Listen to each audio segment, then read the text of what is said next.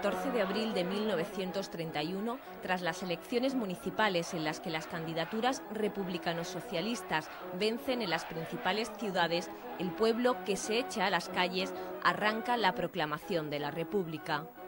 Para los trabajadores urbanos, para los campesinos sin tierra, no es solo un cambio de régimen. La República debe abrir la vía a la plena democracia y a la satisfacción de sus reivindicaciones sociales, el fin del paro masivo, mejoras salariales, la reforma agraria. Para las nacionalidades oprimidas debe significar el reconocimiento de su soberanía y sus derechos. Pero la República burguesa de 1931 se muestra incapaz de satisfacer estas aspiraciones, ni bajo los gobiernos de coalición de republicanos y socialistas, ni bajo los gobiernos de la derecha. En 1934, la entrada en el gobierno de la derecha reaccionaria de la CEDA, presidida por Gil Robles, desencadena un movimiento revolucionario, especialmente en Asturias, que es salvajemente reprimido y lleva a la cárcel a decenas de miles de luchadores obreros. La política del gobierno de la derecha provoca una enorme radicalización obrera que afecta igualmente a los dirigentes de las principales organizaciones obreras.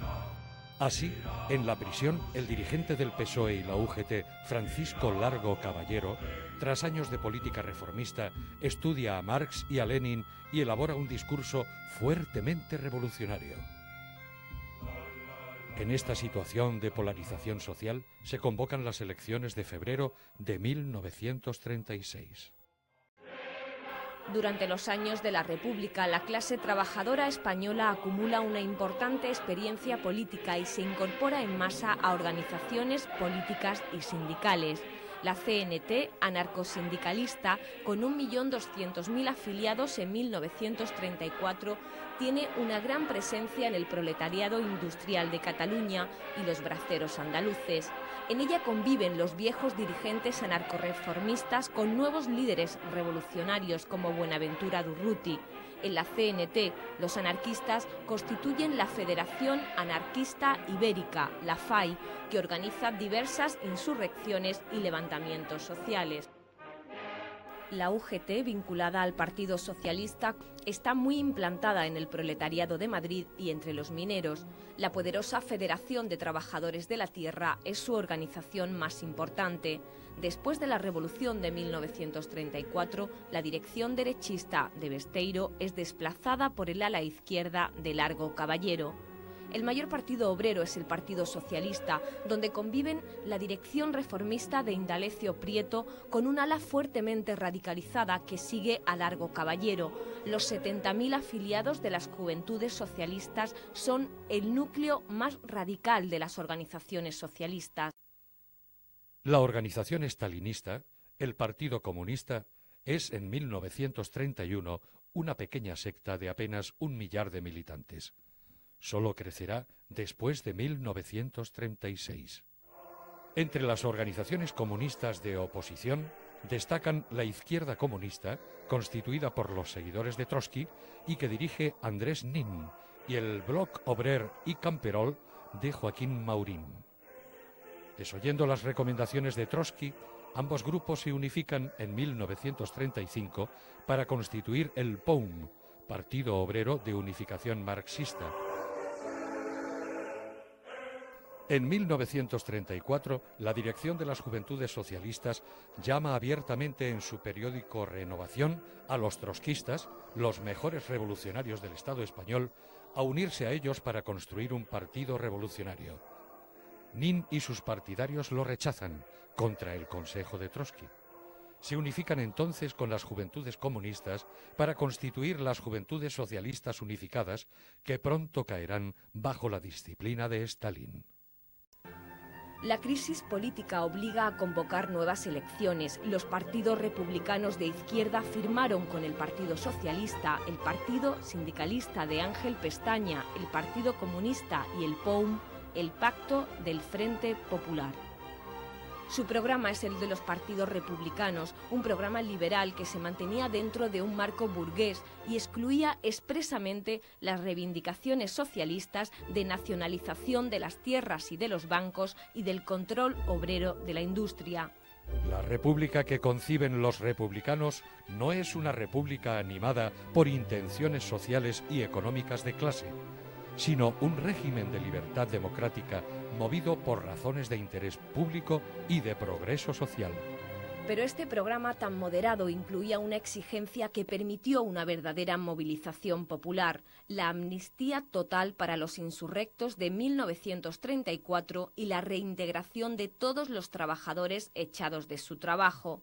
El 16 de febrero, el Frente Popular venció con 4.838.449 votos contra 3.996.931 de la coalición de las derechas y 449.320 del centro, una pequeña mayoría que la ley electoral tradujo en las Cortes en una aplastante superioridad numérica de sus diputados, 277 contra 132 de la derecha y 32 del centro. El nuevo gobierno estuvo compuesto, cumpliendo el pacto de Frente Popular, exclusivamente de republicanos burgueses y apoyado desde fuera por los partidos obreros. La táctica del Frente Popular era dejar hacer a la burguesía progresista republicana para no atemorizar a las capas medias. Pero la victoria del Frente Popular abre una situación revolucionaria. Desde el día siguiente de las elecciones, poderosas manifestaciones de masas, sin esperar la firma del decreto de amnistía, abrieron las cárceles y liberaron a los obreros detenidos desde 1934. Comenzaron en todo el país huelgas para la reincorporación inmediata de los condenados o de los despedidos. En el campo se multiplicaron las ocupaciones de tierras. El 25 de marzo, 80.000 campesinos de las provincias de Badajoz y Cáceres ocupan fincas. Las tierras del propio presidente de la República, Alcalá Zamora, fueron ocupadas. La victoria del Frente Popular había desencadenado una crisis revolucionaria a la que no eran capaces de imponerse los políticos republicanos moderados, la oligarquía, los tradicionalistas, los monárquicos, los conservadores esperaban del ejército su salvación. La juventud burguesa se une ampliamente a la Falange Española, fundada en 1932 por José Antonio Primo de Rivera, que fue un grupo sin influencia real hasta febrero de 1936. La Falange emprende una ofensiva de provocaciones y terrorismo. El golpe militar se preparaba a la vista de todos. Italia facilitó a los generales armas y dinero. Mantuvieron estrechos contactos con los dirigentes políticos de la derecha. El gobierno no tomó más medidas que el traslado de los jefes de la conspiración, Franco a Canarias, Mola a Navarra. Como las fuerzas sociales que encarnaban, Casares, Quiroga y Azaña vacilaron porque habían quedado cogidos entre dos fuegos, la revolución obrera y campesina y la reacción militar y fascista. El 17 de julio comienza en Marruecos el levantamiento y el resto de las guarniciones militares se van uniendo el día 18. El gobierno, paralizado, no toma ninguna medida. Durante 48 horas no movilizan a las fuerzas leales del ejército e incluso buscan un compromiso con los insurrectos. El gobierno declara que el movimiento se limita exclusivamente a ciertas ciudades de Marruecos y que nadie en la península se ha sumado a tan absurda maniobra. El levantamiento se extiende a Sevilla, Algeciras, La Línea, Écija, Cádiz. Mola se apodera de Pamplona. Burgos y Valladolid caen bajo el control de los militares fascistas. El 18 de julio, el Consejo de Ministros rechaza la petición de armas que hace Largo Caballero en nombre de UGT. Casares Quiroga, presidente del gobierno, proclama: quien facilite armas sin mi consentimiento será fusilado.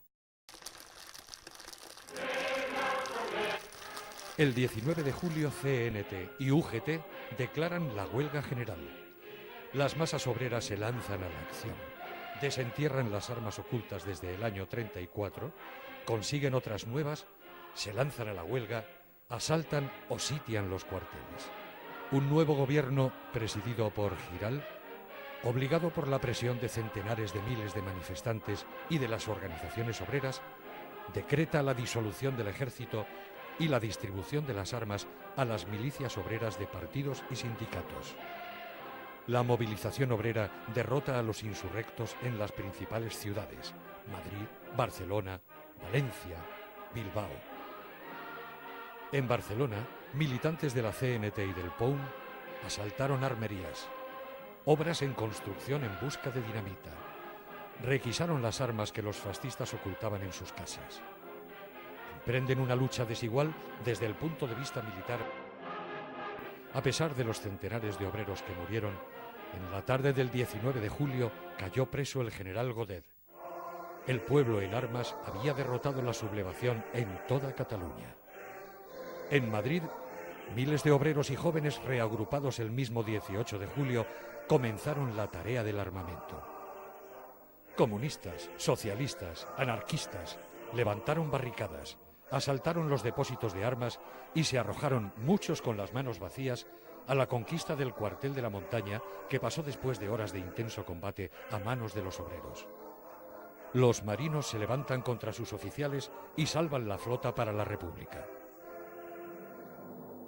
El alzamiento militar triunfa donde los dirigentes vacilan o confían en los militares supuestamente leales, como Aranda en Oviedo o Queipo de Llano en Sevilla. Donde la insurrección fue aplastada, el Estado republicano había saltado en pedazos entre su ejército rebelado y las masas populares armadas. El poder se había literalmente desmoronado y había pasado al pueblo. Los obreros en armas eran los dueños de las grandes ciudades, donde aplicaron este poder que habían conquistado a la satisfacción de sus reivindicaciones sociales. Se apoderaron de las fábricas y organizaron la producción por medio de comités sindicales. Los campesinos se apoderaron de las tierras o las colectivizaron. Comités mixtos CNT, UGT organizaron los servicios públicos.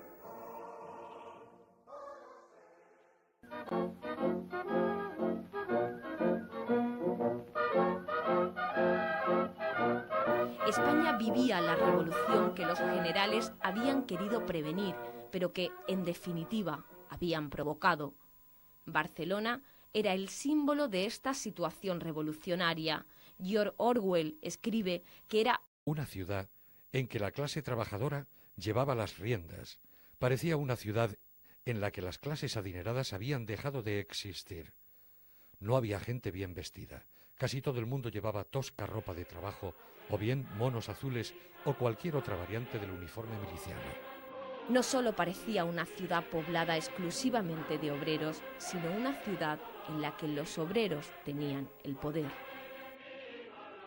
El sindicalista francés Robert Lauzon describió así el espectáculo que se le ofrecía a comienzos de agosto al viajero llegado de Francia. En cuanto pasáis la frontera, os detienen hombres armados. ¿Qué son estos hombres? Son obreros, son milicianos, es decir, obreros vestidos con sus ropas ordinarias, pero armados con fusiles o con revólveres, y que llevan en el brazo la insignia de su función o del poder que representan. Son ellos los que decidirán no dejarnos entrar o bien consultar al comité. En todas las ciudades y pueblos de España operaban comités populares de guerra, comités ejecutivos, revolucionarios o antifascistas, comités obreros, comités de salud pública.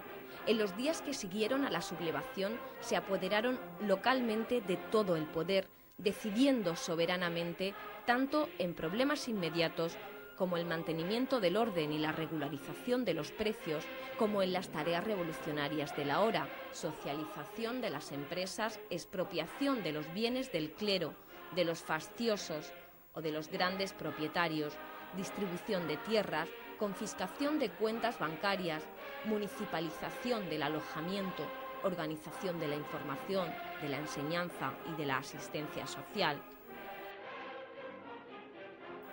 En noviembre de 1936, las milicias obreras demuestran su capacidad deteniendo en Madrid a las tropas de choque fascistas, los legionarios irregulares del general Varela. Cuentan con la solidaridad internacionalista de los voluntarios de las brigadas internacionales. El gobierno central y el gobierno catalán siguen existiendo, pero sin ningún poder real. El 21 de julio, al terminar los combates en Barcelona, el presidente Companys llamó al Palacio de la Generalitat a los revolucionarios. Sois los dueños de la ciudad y de Cataluña, porque vosotros solos habéis vencido a los soldados fascistas. Habéis vencido y todo está en vuestro poder. Si no tenéis necesidad de mí, si no me queréis como presidente, decididlo ahora y me convertiré en un soldado más de la lucha antifascista. Los dirigentes de la CNT aceptaron proseguir la colaboración. Santillán explica: Pudimos quedarnos solos, imponer nuestra voluntad absoluta, declarar caduca la Generalitat y colocar en su lugar al verdadero poder del pueblo. Pero no creíamos en la dictadura cuando se ejercía contra nosotros y no la deseábamos cuando podíamos ejercerla nosotros mismos a expensas de otros. La Generalitat habría de quedar en su lugar con el presidente Companys a la cabeza, y las fuerzas populares se organizarían en milicias para continuar la lucha por la liberación de España. A pesar de ello, el Comité Central de Milicias Antifascistas, órgano de coordinación de las milicias obreras en el que están los partidos y sindicatos obreros, se constituye en un centro de poder. Santillán explica que el Comité de las Milicias fue reconocido como el único poder efectivo en Cataluña.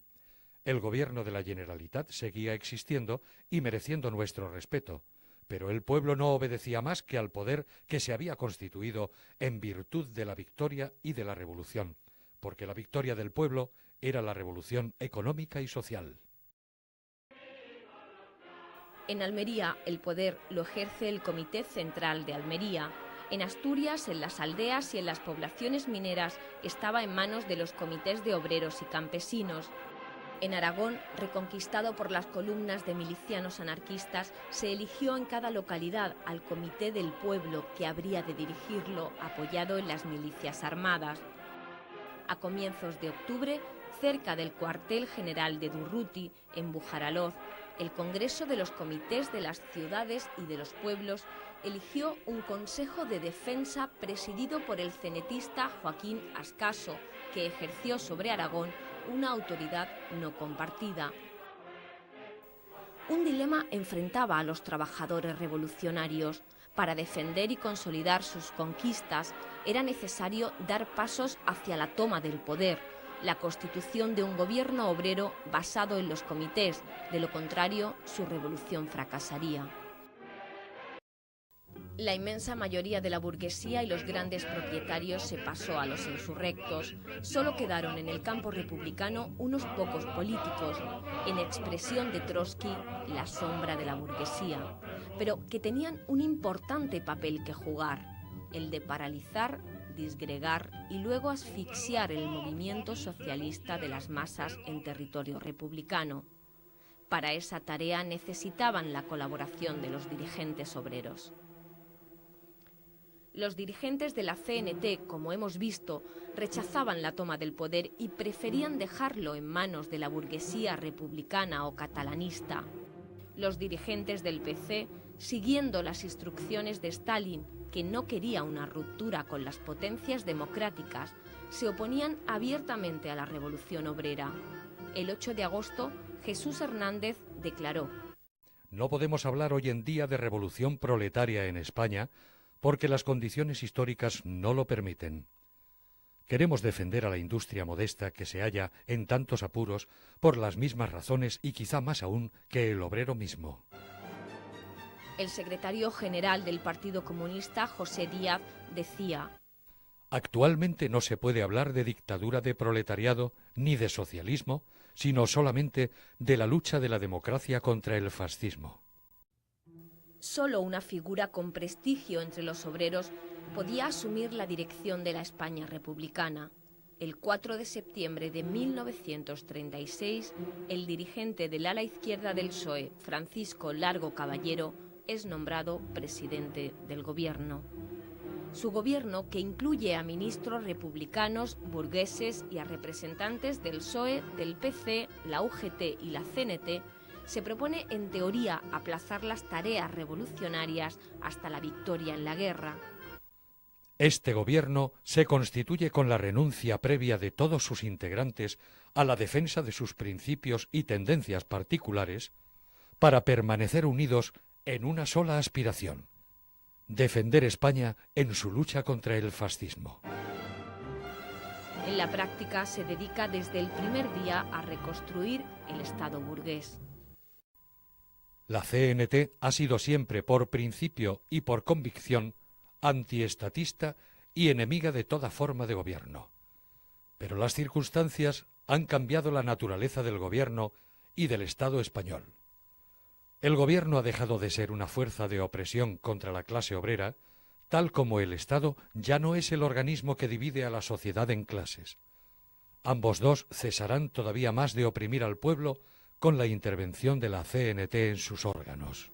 En primer lugar, el gobierno ordena la disolución de los comités. Claridad escribió: Podemos afirmar que todos estos órganos han cesado de cumplir la misión para la que habían sido creados. En lo sucesivo, no pueden ser más que obstáculos para un trabajo que corresponde única y exclusivamente al gobierno del Frente Popular. La policía es reconstituida. El ministro de Hacienda, Juan Negrín, reforzó considerablemente a los carabineros, policías de aduanas poco numerosos, que llegarán a los 40.000 efectivos. El 27 de octubre de 1936 se promulgó el decreto de desarme de los obreros. Artículo primero. Todas las armas largas, fusiles, ametralladoras, etc., que obren en poder de los ciudadanos, serán entregadas a las municipalidades o requisadas por ellas dentro de los 8 días siguientes a la promulgación de este decreto. Artículo segundo. Quienes retuvieren tales armas a fin del periodo mencionado serán considerados fascistas y juzgados con todo el rigor que su conducta merece. Finalmente, las milicias obreras fueron disueltas y obligadas a integrarse en el nuevo ejército regular. El gobierno se niega a armar a los luchadores marroquíes que se ofrecen a preparar un levantamiento en la retaguardia de Franco para no incomodar a las potencias democráticas. Francia también es potencia colonial en Marruecos. La Generalitat catalana, en la que participa también el POUM, emprende la misma tarea. Frente al gobierno Largo Caballero, una oposición revolucionaria quiere defender las conquistas del 19 de julio.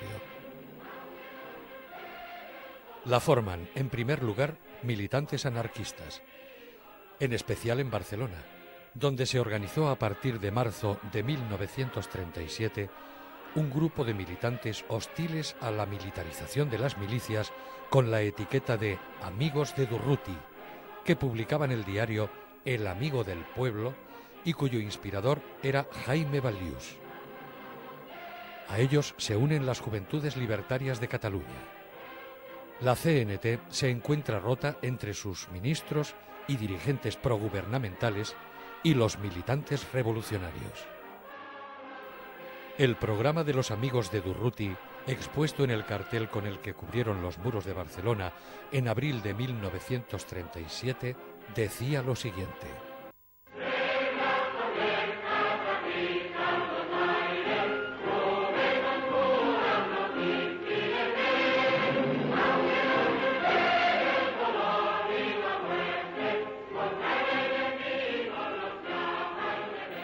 También el POUM, expulsado del gobierno catalán, se orientó hacia una línea de oposición revolucionaria, denunciando la política del gobierno, la detención y el retroceso de la revolución y las maquinaciones contrarrevolucionarias del PC y del PSUC. Su organización de juventudes, la Juventud Comunista Ibérica, impulsó una campaña sistemática por la disolución del Parlamento y en pro de una asamblea constituyente elegida sobre la base de los comités de fábricas, de las asambleas de los campesinos y de los combatientes. El PC se erige en defensor del orden republicano. Sus dirigentes, a las órdenes de Stalin y de sus emisarios Togliatti y Codovilla, repetían incansablemente sus consignas de respeto al campesino, al pequeño industrial, al pequeño comerciante. Su secretario general, José Díaz, dirigió todos sus golpes contra la izquierda, contra los revolucionarios. Los enemigos del pueblo son los fascistas, los trotskistas y los incontrolables. Hacia el PC y el PSUC se volvieron los partidarios del orden y de la propiedad en la España republicana, magistrados, altos funcionarios, oficiales, policías. De cerca de 30.000 a comienzos de la Guerra Civil pasaron a tener varios cientos de miles de militantes, 1 millón en junio de 1937, dejando de ser un partido de composición proletaria.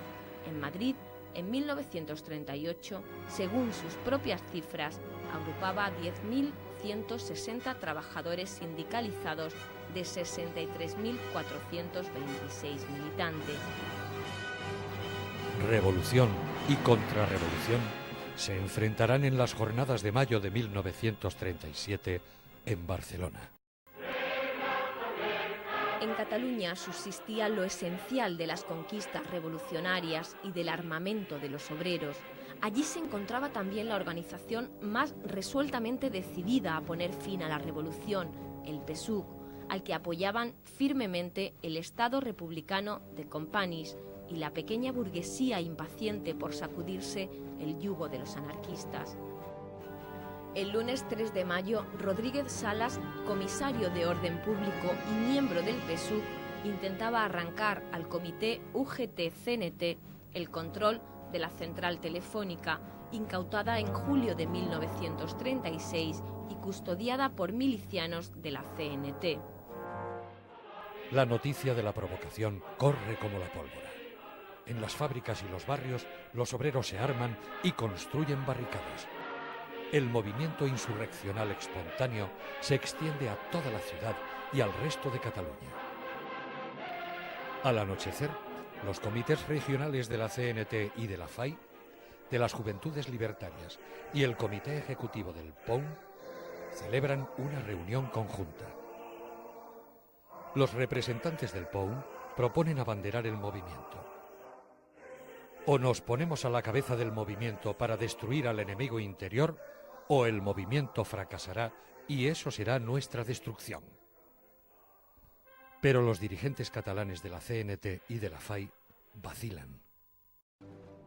El Comité Nacional de la CNT envía a Barcelona al secretario general Mariano Vázquez y al ministro de Justicia García Oliver para mediar entre las partes. El 4 de mayo los obreros eran dueños de Barcelona. Companys desaprueba en la radio el ataque a la telefónica y pide calma. El Comité Regional de la CNT le apoya. Deponed las armas. Es al fascismo al que debemos abatir. El miércoles 5 de mayo el POUM cede igualmente. El proletariado ha obtenido una victoria parcial sobre la contrarrevolución. Trabajadores, volved al trabajo. En las barricadas, las masas resisten a pesar de los reiterados llamamientos de los dirigentes. Solo 2 organizaciones llaman a no deponer las armas: los amigos de Durruti y los bolcheviques leninistas seguidores de Trotsky, que distribuyen en las barricadas su panfleto «Viva la ofensiva revolucionaria».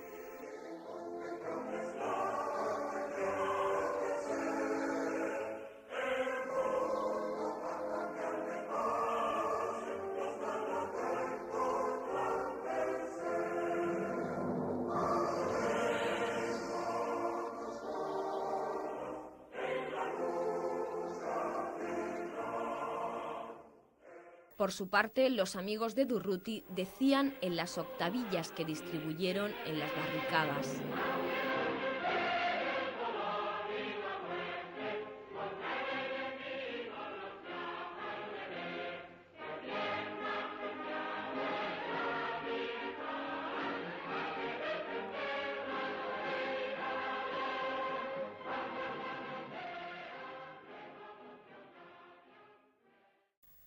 Los dirigentes del POUM, como tantas veces, habían propuesto una medida correcta, pero no se atrevieron a llevarla a cabo para no romper con la CNT.